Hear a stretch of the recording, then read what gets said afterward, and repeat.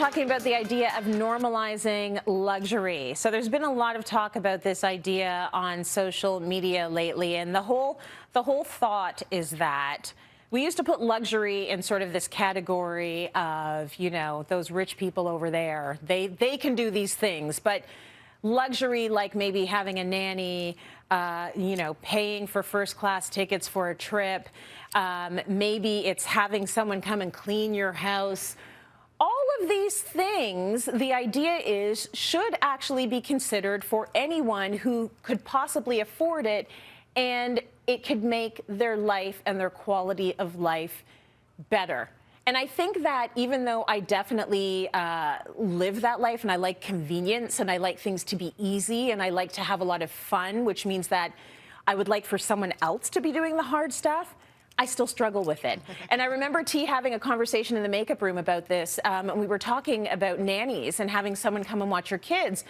And I mean, we're a household where my husband left his job. Like, he left Reuters in order to be home to be with this baby because I had to come back to work.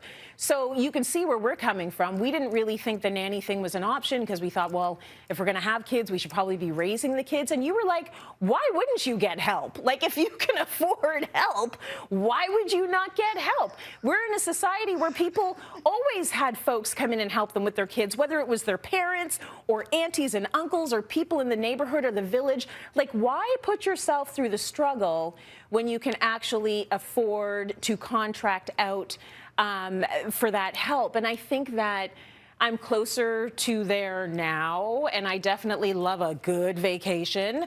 I have no problem spending a lot of money on a vacation, but I will make my lunch every day so that I'm not spending money on lunch. We all have those things, right?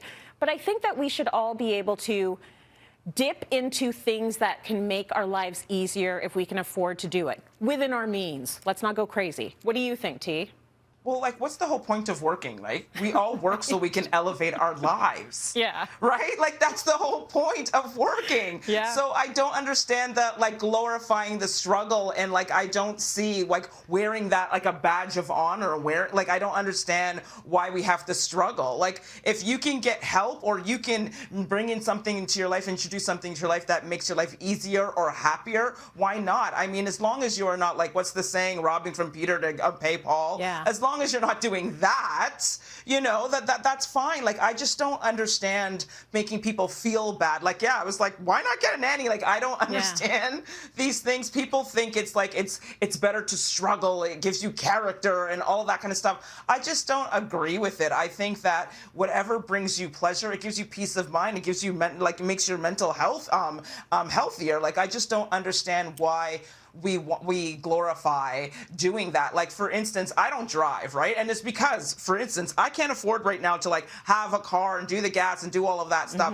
But I do a lot of Ubers, right? And people make me feel bad for that. They're like, why don't you take the public transit? Because I don't want to take public transit. I've done it for years and I don't like it, right? It's unpredictable. You can't get to your destination. But people always try to make you feel bad if they feel too. They look at your life and they feel, well, you maybe can't afford that and you shouldn't be doing that. Yeah. I know what my finances are, and like you said, you'll brown bag it every day so you can go on vacations or do something else. That's what I do. I sacrifice in other ways in my life so I can have the luxury of getting front door-to-door service in an Uber. Like, I'd rather that than stand at the bus stop in the cold. And I think that we work really hard, so we should do what we want with our money. And as long as we are not going into debt doing it, I see nothing wrong with getting a nanny or getting a personal trainer or going on trips. You're not going to die with your money.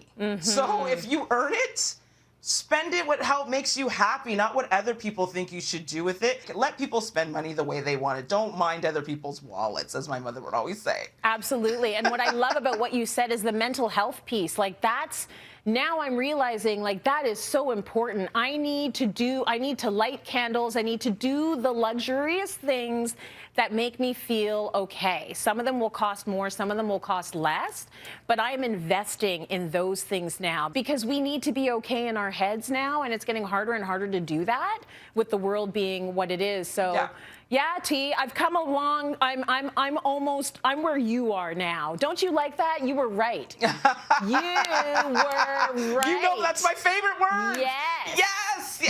Yes. You Say it take louder. that with you all weekend long. Listen, protect yourself. It's about self-care. Do what you need to do to get by in these tough times, everyone.